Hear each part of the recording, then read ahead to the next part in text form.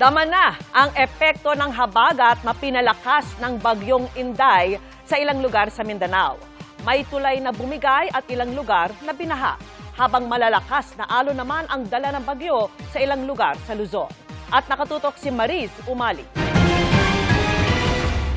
Ano? Tuluyang bumigay ang bahagi ng tulay sa bayan ng Maitom sa Sarangani Province, bunsod ng bahang epekto ng ulang dala ng habagat na pinalakas ng bagyong Inday. Ang resulta, ang pag-apaw ng tubig dahilan para di na madaanan ng bahaging nasira. Ayon sa mga residente, dati nang sira, ang tulay na nilagyan na lang ng extension na tulay din na kahoy para makadaan ang mga motor at mga residente. Pero dahil sa lakas ng ragasa ay pati ang ginawang kahoy na tulay ay nasira na rin. Binulaga naman na rumaragas ang kulay putik na tubig ang mga residente sa bayan ng Palimbang, Sultan Kudarat. Ikinagulat daw ng mga taga roon ang malakas na ragasa ng tubig lalo't wala pa nilang 1 oras mula nang bumuhos ang ulan. Anila, nakaapekto sa pagpapabaha ang pag-apaw ng katabing sapa na sinasabi nilang mababaw dahil silted na. Baha rin ang epekto ng pag-ulan sa isang paralan sa bayan ng Bagong Bayan.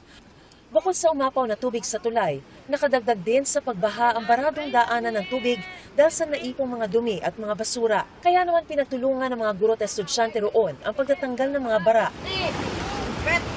Hindi nalalayo riyan ang sitwasyon sa bayan ng Kalamansik.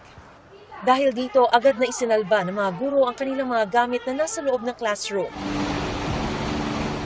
Nagmistulang dagat naman ang kalsadang ito sa bayan ng Pigkawayan, Cotabato. Pinasok na rin ng hanggang binting baha ang mga bahay sa lugar. Nasirang bahagi ng City Highwalk ang epekto ng ulan sa lungsod ng Kidapawan. Agad itong kinordonan dahil sa pangambang tuluyan itong gumuho, lalo't may mga uka na rin sa iba pang bahagi nito.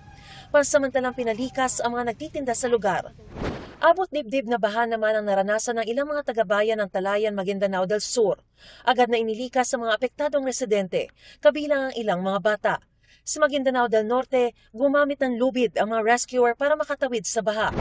Sa Luzon naman, dama na ang epekto ng bagyong Inday sa naglalakihang alon na humampas sa dalampasigan ng Basco sa Batanes. Kasalukuyan nakataas ang wind signal number 2 sa Batanes. Ganyan din ang sitwasyon sa dagat sa bayan ng Dilasag, Aurora. Dahil sa inaasahang epekto ng bagyo, kaliwat ka ng paghahanda na ang ikinakasa sa ilang mga lugar. Mariz Umali, nakatutok, 24 oras.